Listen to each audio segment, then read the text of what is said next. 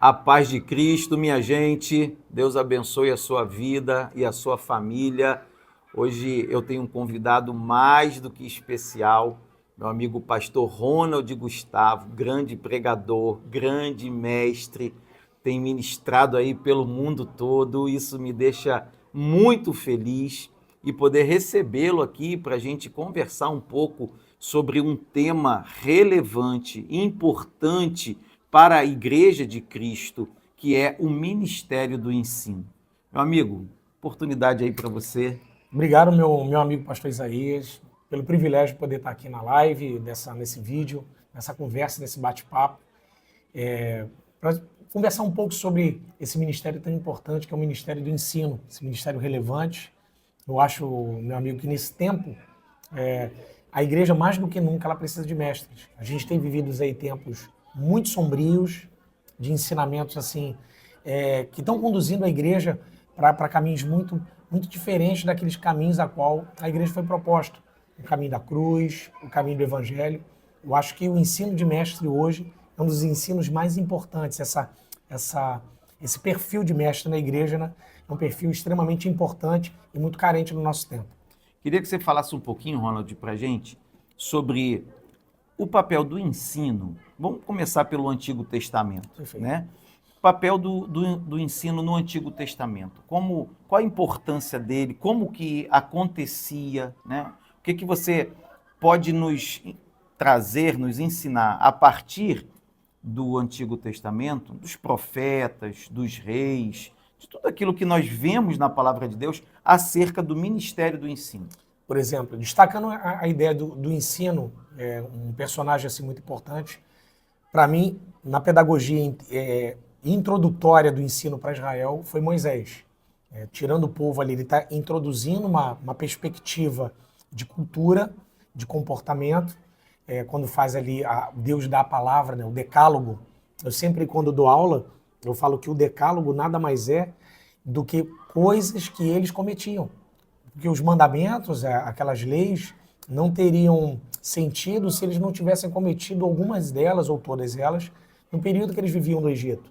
Então o decálogo, a principal para mim, a principal introdução do povo, da cultura sobre ensino, já demonstra ali.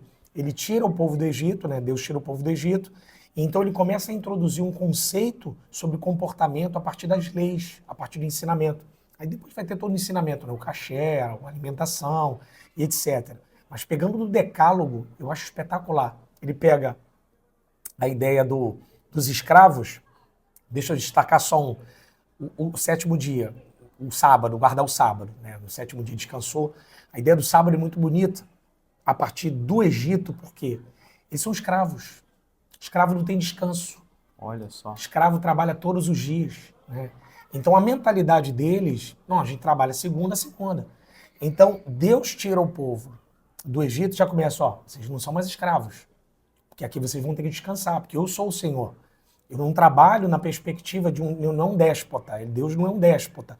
Então a relação desse povo com esse Deus já começa a partir disso, de uma mudança de mentalidade, uma mudança de descanso, mostrando uma pedagogia do respeito ao corpo, do respeito de você descansar, olhar para a vida, olhar para esse Deus que tudo faz. Ou seja, só destacar só essa ideia do descanso é algo muito importante.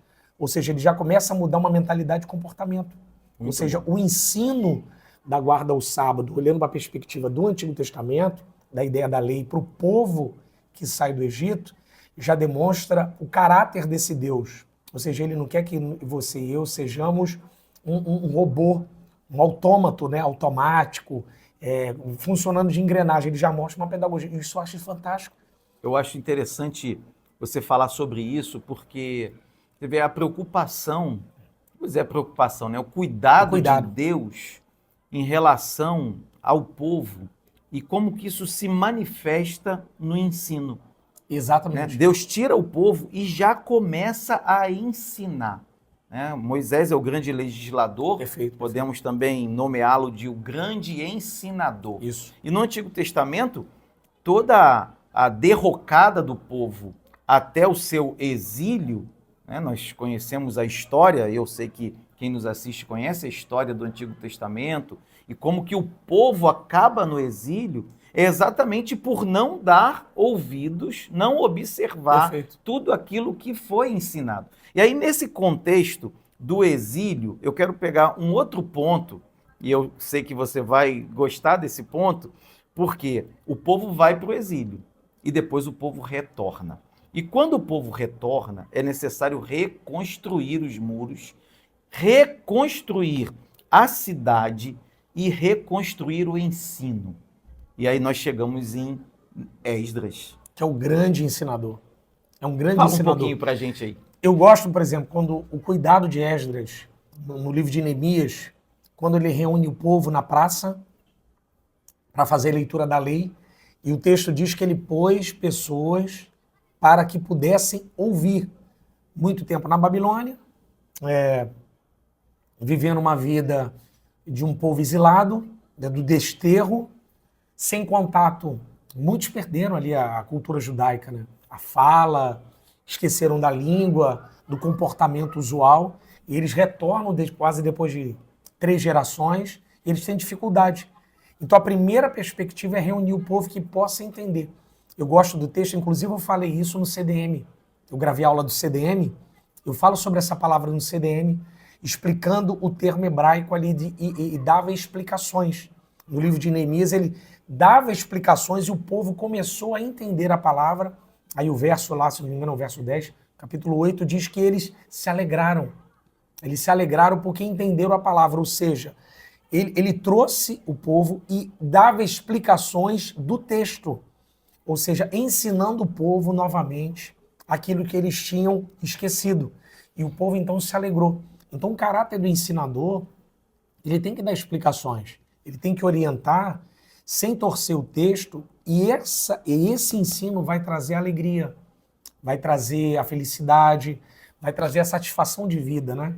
Então, no caso de Esdras, assim, deu um trabalho, é uma realfabetização do povo, depois de 70 anos, e deu muito trabalho, mas graças a Deus você vê ali o período pós-exílico, como foi importante o ensino do profeta, do Esdras, da liderança de Neemias, o cuidado dele. Olha, eu sou reconstrutor, esse negócio de ensino não é comigo. Ele entendia que Esdras tinha essa capacidade. Ele era o mestre. Ele era o mestre. Então você vê a importância do mestre. E essa passagem ela me chama a atenção por várias coisas, né? Primeiro, o fato de haver o cuidado de trabalhar o ensino num contexto de reconstrução. Isso. Não adiantava só reconstruir os muros, não adiantava reconstruir a cidade, não adiantava nem apenas reconstruir o templo, se não tivesse a reconstrução do ensino. Porque é o ensino que vai sustentar as pessoas. Perfeito. E aí você tocou num ponto que também sempre me mexeu comigo, porque quando está acontecendo o momento do ensino, quando o povo começa a entender, Neemias 8 diz isso, quando o povo começa a entender, eles começam a chorar. Ou 10. Eles começam a alegrar, um constrangimento. Não, primeiro eles se constrangem. E aí, hoje não é dia de choro, hoje é dia de alegria, porque o ensino chegou para vocês. Então eu vejo assim, há um constrangimento na nossa vida porque reconhecemos nossos erros, mas não é para nos abater, é para nos alegrar, Isso. é para nos levantar. E um outro ponto que também eu gosto dessa passagem é sobre a festa dos tabernáculos. Maravilhosa. Né? Quando o povo, o texto diz que desde o tempo de Josué não se realizava a festa daquele jeito, que eles tinham que morar em cabanas. E aí eles vão procurar, né? vão trazer os ramos para montar, saem das suas casas que reconstruíram para ficar nas cabanas. Olha que coisa. Para você ver a ideia do ensino para o quê? Para fazer a memória. Eles tinham que lembrar, porque assim, o povo de Israel, pastor Isaías, e quem está me assistindo, é o povo do nome. Deus ele se manifesta com Israel diferente das outras divindades. As outras divindades tinham uma aparência. Eles tinham um nome, Bel, Fortuna, Destino, Nebo, né? Marduk, Kingu, os deuses babilônicos. Os egípcios tinham lá as suas divindades. O povo de Israel, a divindade, o Deus vivo, ele dá um nome. Eu sou o que sou. Então, à medida que o povo vai se relacionando, ele vai conhecendo quem esse Deus é. Ele é Nissi, ele é Jirê, ele é o Sabaô, ele é o Tsequenu Yavé, ele é o Deus justo, né? Ele é o Deus que cura. O que leva eles ao desterro é justamente a profanação do nome. Tanto que Jeremias, na carta aos cativos, leva o povo para o cativeiro para que eles reconheçam e adorem esse Deus do nome. O povo de Israel é o Deus do nome. Então o ensino para Israel é importante, porque eles precisam aprender o nome, quem ele é. E é a grande ideia. Por isso, no texto do ensino aí de Esdras, da cabana, eles precisavam, não, quem é o Deus? Ah, ele é o Deus que nos tirou do Egito. Por isso, a ideia da cabana, eles têm que ficar na memória, eles têm que memorizar isso. Por isso que até hoje, no dia de hoje, Israel comemora as 3 grandes festas, né? Deuteronômio 16, né? Tabernáculos, a festa das cabanas, que é a festa de Sucote, a festa de Pentecostes e a festa da Páscoa. Todos eles com memorial, ensinado de maneira pedagógica. Que né, é algo que entranhava na memória. E isso é importante para nós, né? Nós, como igreja, e principalmente quem tem o chamado para o ensino, quem está debaixo desse propósito de Deus, de ser um mestre, precisa atentar para todos esses detalhes que a Bíblia nos mostra, né? E eu queria também falar um pouco sobre o Novo Testamento. Falamos do ensino no Antigo, e não tem como começar a falar do Novo Testamento sem falar de Jesus. Claro, né? O grande pedagogo. O grande pedagogo, o mestre Jesus. Fala um pouco para a gente do ministério do ensino na vida de Jesus. Jesus, ele tinha uma maneira muito simples de ensinar, né? Ele usava elementos da natureza, né? Pardais, lírios, água, peixe, elementos do cotidiano, porque a maioria das pessoas elas não tinham acesso à questão de leitura, né? O texto hebraico em si, não é? O texto pesado, né? O quadrático. Os fariseus dominavam, os escribas eram os grandes doutores da lei. E os discípulos de Jesus eram muito simples, eram pescadores. Então ele usava elementos do cotidiano, veja os lírios do campo, os pardais. Eu acho isso fantástico. Um semeador está a semear. Ele usava elementos do cotidiano e tirava grandes lições. Ele conseguia ensinar para pessoas simples, né? Publicanos e pecadores, Lucas capítulo 15 vai falar lá e escribas e fariseus. Então a pedagogia de Jesus é uma pedagogia perfeita. Ele conseguia atingir pessoas de alta classe, como eram os escribas, eram os doutores da lei, que tinham que, para mim, a Bíblia Sagrada, quando eu falo a Bíblia, é o Antigo Testamento, a Tanakh, como livro de cabeceira. Eles dominavam o texto, eles dominavam, e Jesus falava numa linguagem que os escribas entendiam, fariseus entendiam, publicanos, que eram pessoas que tinham posses, eram cobradores de impostos, mas pecadores, pessoas pobres, que não tinham acesso à cultura e entendiam também. Para mim, a pedagogia, pastor Isaías, quem está assistindo, os alunos, é perfeita.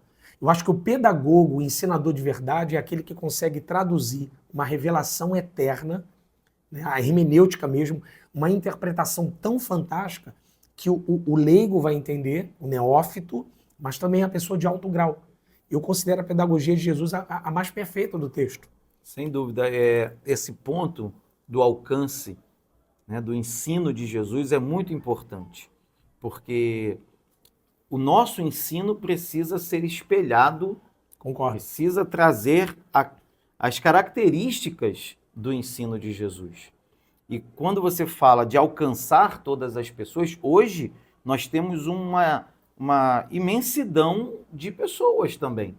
Se observarmos o contexto do ministério de Jesus, a época de Jesus, como você acabou de citar, tinha pessoas de diversas classes, etnias, de diversos níveis, exatamente. E hoje, talvez nós tenhamos até mais. Com certeza, né? Com certeza. Devido ao crescimento da sociedade, tantas pessoas que nós encontramos. Eu, como professor, eu me deparo com pessoas que têm um conhecimento muito elevado, têm uma intelectualidade, muita leitura, e aí você precisa alcançar essa pessoa. Perfeito. E encontro também pessoas que tiveram um processo educacional na sua vida mais precário, que leem muitas vezes e não entendem. E a minha fala também precisa alcançar essas pessoas. Então esse é um aspecto relevante. Um outro aspecto que eu acho muito importante na pedagogia de Jesus, eu queria que você comentasse, que eu quero te ouvir, né? Eu estou aqui para te ouvir. Eu nem falei no início, mas essa aula ela vai para a escola de mestres. Ah, que maravilha. Nós que temos bom. uma escola de mestres que é totalmente gratuita, aberta a todas as pessoas, e nós entregamos diversos conteúdos de diversas áreas. Essa aula é uma aula da escola de mestres. Eu queria que você falasse sobre a importância do poder, da transformação no ministério de ensino de Jesus e que precisa também estar no nosso. Jesus, assim, quando ele ensinava, coisas aconteciam, tanto na vida pessoal, no intelecto, na vida espiritual. Milagres aconteceram enquanto Jesus ensinava, a gente sabe muito bem disso. Né? Libertação de demônios aconteceu enquanto Jesus ensinava. Então, o ensino de Jesus é transformador. Transformava a vida das pessoas, intelectualmente, emocionalmente, fisicamente, espiritualmente. E eu queria que você comentasse um pouco disso, quero te ouvir sobre isso. Eu tenho um texto que eu já preguei aqui na Taquara, eu preguei na sede desse ano, né, 2024, 17 de fevereiro, acho que é um domingo. Eu falo sobre o encontro de Marta com Jesus Cristo, ali em João capítulo 11, do 17 ao 27. São os 10 versos. Esse relato, para mim, é um dos relatos a nível de ensino. Jesus vai a Betânia, o contexto todo mundo conhece, sobre o reviver de Lázaro. Quando eu falo reviver, aí é a questão do ensino. É porque quem revive morre, quem ressuscita não morre. Então o termo ressurreição a gente só aplica a Cristo. Não que está errado falar que Lázaro ressuscitou, mas o termo, como é uma escola de mestre, a gente tem que dar os pontos, né, dar o ensinamento. Quando você fala que Lázaro reviveu, a filha de Jairo, o filho da viúva de Naim, eles reviveram, eles morrem de novo. Cristo não reviveu, Cristo ressuscitou. Então quem ressuscita não morre mais. No caso do reviver de Lázaro, esse encontro, esse contexto, Jesus ele vai conversar com Marta e ele vai através do ensino, ele vai guiando ela no ensino para ensinar ela que ele é o Messias. Marta, ela tem uma relação com Jesus em casa, né? Ela conhece Cristo de um relacionamento ali, Lucas capítulo 10, verso 32, quando Jesus faz a missão dos 70, a parábola ali do samaritano, ele frequenta a casa dela ali em Betânia. E ela, a sua irmã e Lázaro gostam de Cristo, mas os três eles têm uma relação com Cristo de profeta. Aonde que está isso? Em João 11, o texto diz assim, se o Senhor estivesse aqui, meu irmão não teria morrido. Existe uma tradução da Bíblia, a NTLH e a NAA, da versão do ano passado, trabalham o Senhor com letra minúscula. Aí eu achei interessante, falei, assim, uma letra minúscula, aí mandei uma mensagem lá. A proposta do tradutor, seguindo um rito grego lá, é interessante. De fato, é o Senhor em letra minúscula, porque Marta, ela nunca havia chamado Jesus de Messias. Porque Senhor é para o caso dele ser Senhor Filho de Deus.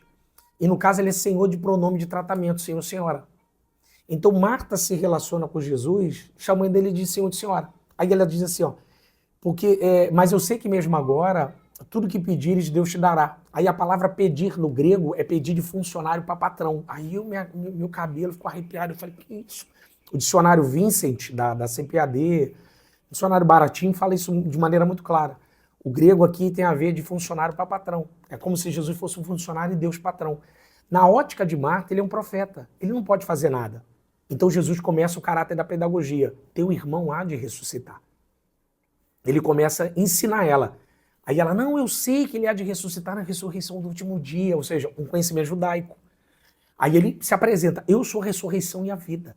Quem crê em mim, ainda que esteja morto, viverá. Quem vive e crê em mim não morrerá eternamente. Crês nisso? Aí vem a revelação. Sim, Senhor, letra maiúscula. Eu tenho crido que tu és o Cristo, o Filho de Deus que devia vir ao mundo. A mesma expressão que Pedro usa. Ou seja, Jesus ensinou a ela, no momento de luto, num cenário de dor, ele não exorta, mas ele vai conduzindo ela através do ensino até descobrir que ele é o Messias. A partir disso, ela sai e vai chamar Maria. Esse é o caráter do ensino transformador de Jesus.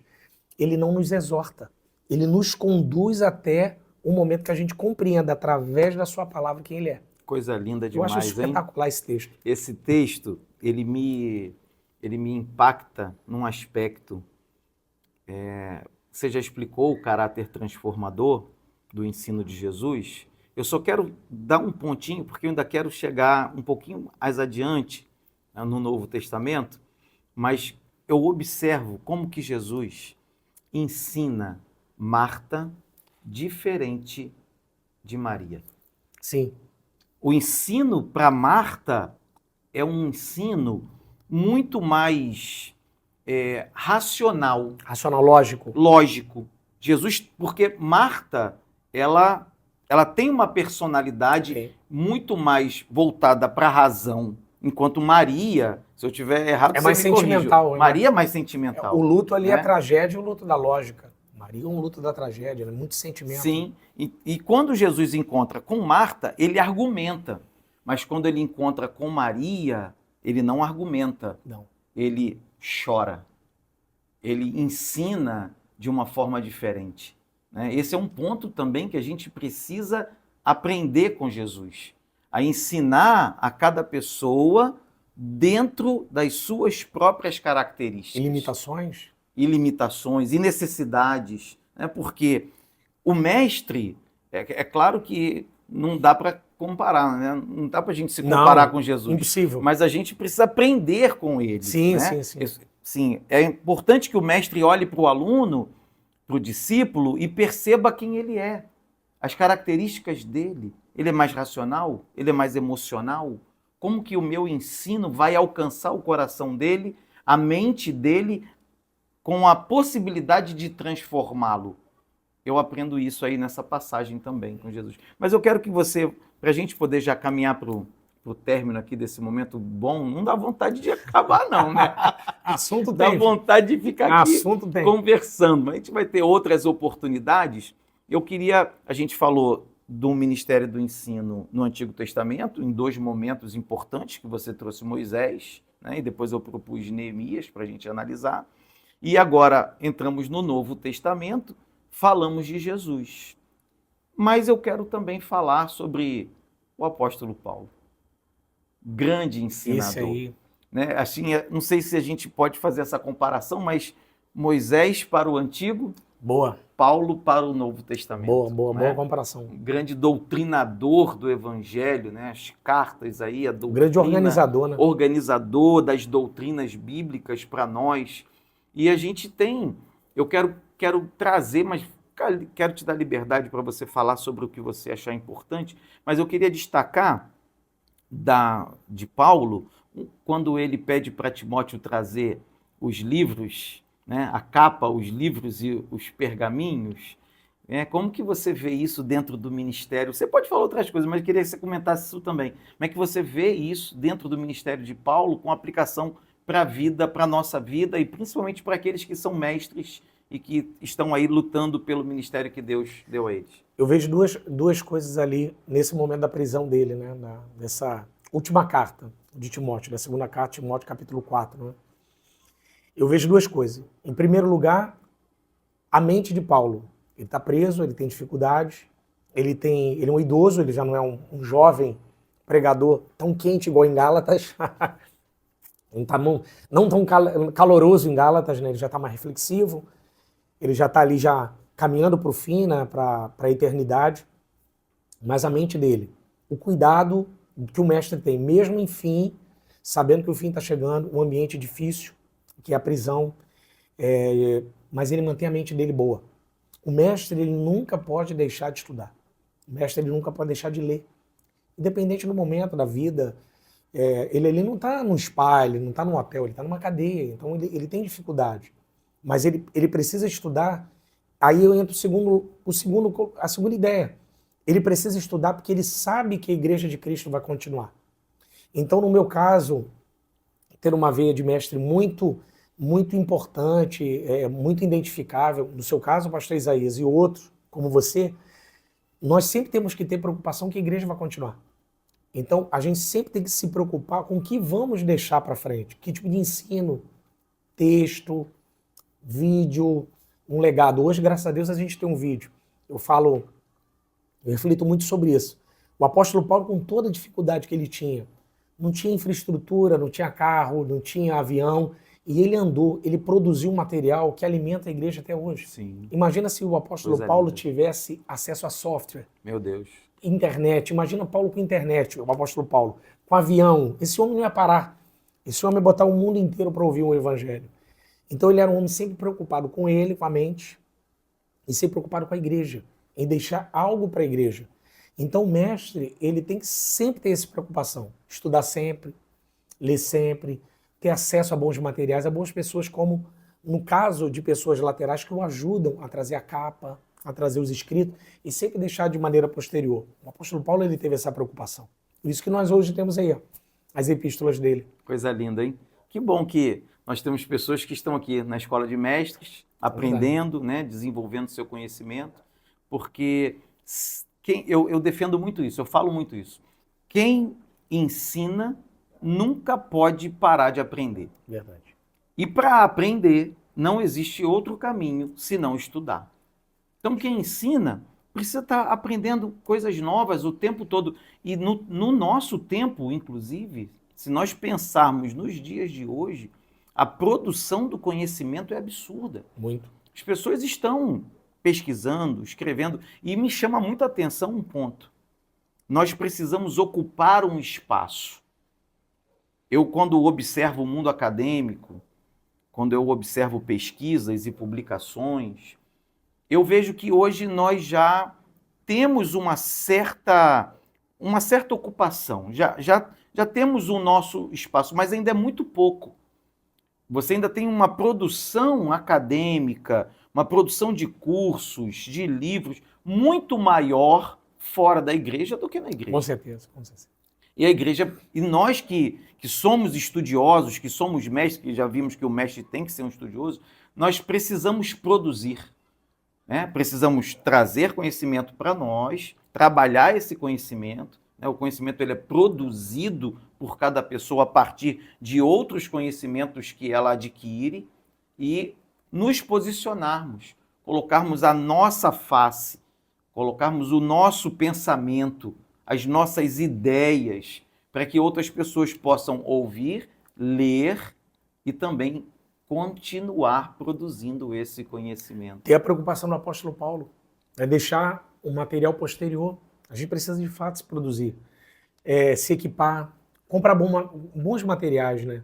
Fazer bons cursos, se dedicar a uma leitura, né? Não só uma leitura do ponto de vista sacra, mas também procurar bons pesquisadores, né, de filosofia, filosofia boa, bom acesso a outras literaturas, literatura de sociologia, subgeografia. A gente tem que ter esse cuidado, ter análise do mundo. O mestre, ele é alguém antenado com o passado, vive no presente, mas ele precisa olhar para o futuro. É isso mesmo. Ele é alguém que está sempre olhando para trás. Poxa, por que chegamos até aqui? Conhecer história, ele tem que ter essa preocupação. O mestre, ele é alguém que ele precisa ter, por exemplo, contato com a ferramenta de internet, mercado tecnológico, ele precisa estar em todos esses ambientes. Senão, ele não vai conseguir fazer relevância. O material dele ele vai produzir, ainda que seja comumente digo, que dependendo da teologia escrita, algumas pessoas demoram até 40 anos para produzir o material, porque ele vai diluir bibliografias para poder escrever o material. Mas mesmo assim, esse mestre que está produzindo uma teologia robusta, um material um pouco mais acadêmico, mas ele é alguém que está lendo. Ele está se preocupando de maneira posterior. Então, eu acho isso importante. E uma coisa dentro desse contexto, que eu tenho falado para algumas pessoas, né? Deus nos dá unção. A unção, Deus nos dá. Ninguém, você vai buscar, você vai orar, mas é Deus quem vai dar. Agora, a Bíblia fala sobre o conhecimento, manda adquirir. Exatamente. Adquire o conhecimento. Então, é uma responsabilidade nossa e há uma contraprestação, né? Quando fala em adquirir, fala de aquisição, isso tem preço. Exatamente. Muitas pessoas não querem pagar o preço do conhecimento. É né? caro. É caro, né? Comprar livro é caro, Software. fazer curso é caro, software é caro. Tempo também é um preço que se paga, porque você precisa tirar um tempo para estudar, para escrever, para produzir. Então, isso tudo é um custo que precisa ser pago na aquisição do conhecimento. Eu digo, claro que usando uma frase, não vou saber dizer a frase aqui de cabeça toda, mas eu lembro dessa frase, de maneira, alguns pedaços dela de Karl Barth, quando fala sobre teologia e teólogo, me faz lembrar a ideia do Deus Emanuel, Deus conosco. Teologia nasceu aí. É Deus conosco, o Deus que estava lá e veio aqui na Terra. Isso é teologia. Então nós, como mestres, temos que ensinar esse Deus que é conosco, que veio estar aqui entre nós. Então o mestre ele tem que explicar como é que esse Deus que estava na eternidade se esvazia, habita em nós, né? Vem aqui habitar entre nós e vai para a eternidade novamente. Aí nasce a teologia. Nós temos que explicar isso. O mestre é isso, é explicar que esse Deus esteve conosco. Coisa linda demais. Gente, nós vamos encerrar por aqui, né? Se deixar, a gente vai ficar aqui horas falando. Mesmo rouco, eu continuo. Mas eu quero agradecer, Pastor Ronald, pela presença, meu amigo, por essa aula. Uma honra, uma honra. Nós temos desenvolvido um projeto da Escola de Mestres na Faculdade Vitória em Cristo, que é um projeto para levar conhecimento para as pessoas, para despertar também o interesse, ajudar na formação e despertar o interesse.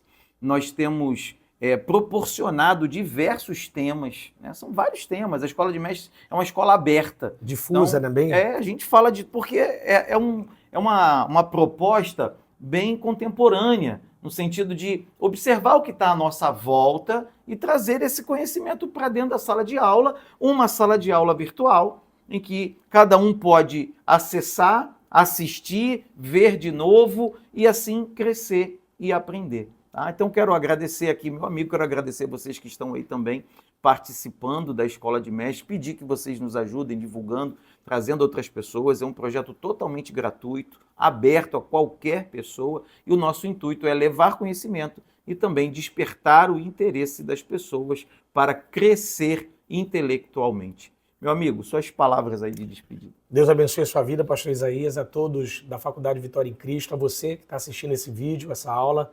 Parabéns. Só pelo fato de você estar assistindo significa que você sentiu no seu coração esse desejo de aprender. Que Deus abençoe a sua vida, que Deus, sabe, amplie a sua capacidade de conhecimento e dê sabedoria e força para trilhar nessa jornada. Que Deus abençoe a sua vida, em nome de Jesus. Deus te abençoe, beijo no seu coração, até a próxima aula.